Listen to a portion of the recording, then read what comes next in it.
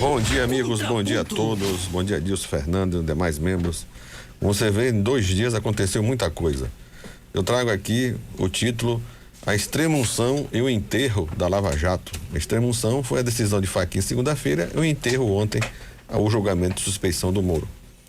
Começa assim o texto: Ho, ho, ha, ha, o Fachin é nosso. Esse foi um trecho das conversas gravadas entre os promotores da Lava Jato, referindo-se aos processos de Curitiba, que tem como relator o ministro do STF.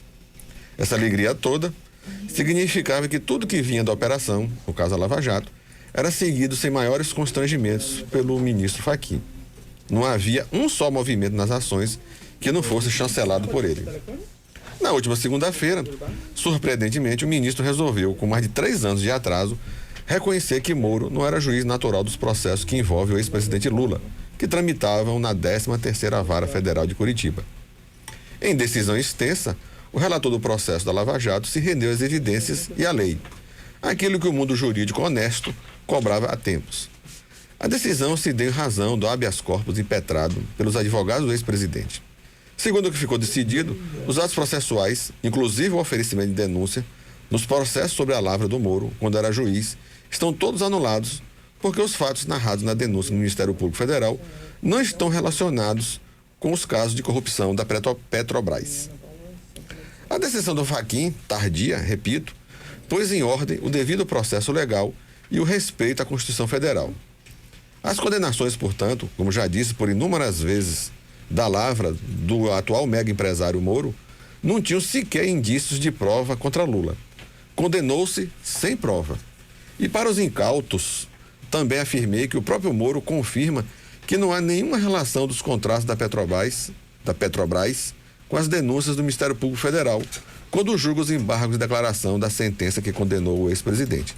Inclusive, afirmo que já li este trecho dos embargos do Moro aqui na rádio por mais de 5 ou 6 vezes. E o que virá depois desta decisão? Foi noticiado que a Procuradoria-Geral da República irá recorrer um recurso chamado agravo. Quem julgará este recurso? O próprio Fachin. Ou, se ele preferir, levar para apreciação da segunda turma. Chance zero de mudar a decisão. Como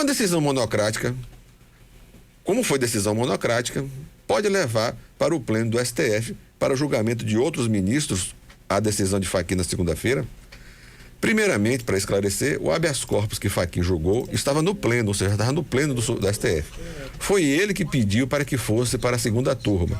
Ou, como diz no jargão jurídico, afetou o processo para esta turma. Acho, e isto é mero palpite, não vai voltar para o pleno, e se para lá retornar, dificilmente seria modificada a decisão do relator que ele proferiu na última segunda-feira.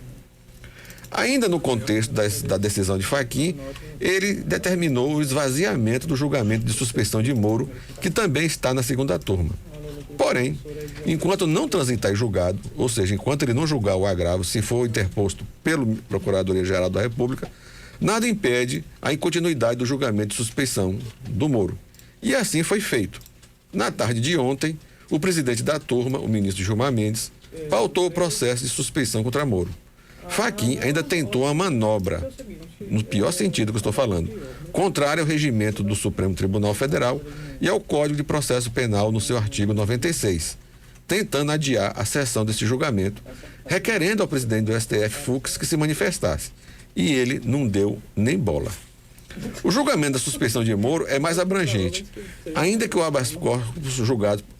mais do que o habeas corpus julgado por Fachin. Porque, uma vez determinada a suspeição de Moro, todos os processos que envolvem Lula ficam não só anulados, como até as provas devem novamente ser produzidas pelo Ministério Público Federal. Lembrando a todos que ainda corre a favor do ex-presidente a prescrição. E no caso dele, em razão da idade, a metade. Em relação ao voto do ministro Gilmar Mendes, ontem no julgamento de suspeição do Moro, foi dito o que era esperado. O ministro expôs às claras os desvios processuais e abusos cometidos por Moro e sua trupe de Curitiba. Eu li ontem à noite o voto do Gilmar, fui dormir quase 2 horas da manhã. Dissecou aquilo que eu já vinha dizendo há muito tempo. O Ministério Público Federal de Curitiba e Moro cometeram as maiores barbaridades a título de querer salvar o Brasil da corrupção, cometendo ilegalidades na condição de autoridades judiciárias. Inflados por uma parte da imprensa que babava na mistificação de um juiz de péssima qualidade, junto com um grupo de promotores que se comportava de forma juvenil, houve o firme propósito de demonizar a política e aparecerem como heróis nacionais. Havia ali um claro projeto de poder, baseado no puro populismo, e o pior dos populismos, o populismo jurídico.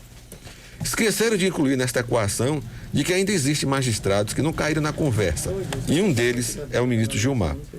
A decisão sobre a suspeição de Moro, tudo indica e caminha para este sentido, ou seja, acatar a suspeição. As evidências são por demais robustas, que encampam todos os atos do então juiz Moro, que deverão ser anuladas, e tudo terá que começar novamente.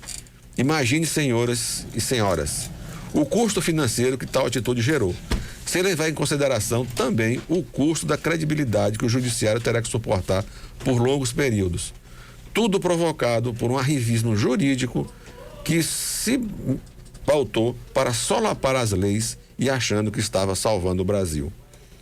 Nós não precisamos de heróis, mas de gente que trabalhe nos limites da lei e faça a sua obrigação com desvelo. O estrago está feito. Demorará muito para recuperar a credibilidade do judiciário, mas a massa de juízes e promotores competentes é muito maior e com certeza conseguirão reverter o quadro. Então, amigos, os acontecimentos de segunda e terça, põe fim de vez aquilo que eu já venho dizendo há mais de 3 anos. A Lava Jato, agiu com atentado à Constituição, ao devido processo legal. Corrupção, sim, deve ser combatida, mas dentro dos limites da lei, e não o que eles vinham fazendo ali. Isto é o que eu venho dizendo há mais de 3 anos. Então, um bom dia a todos e até a próxima segunda-feira. Contraponto.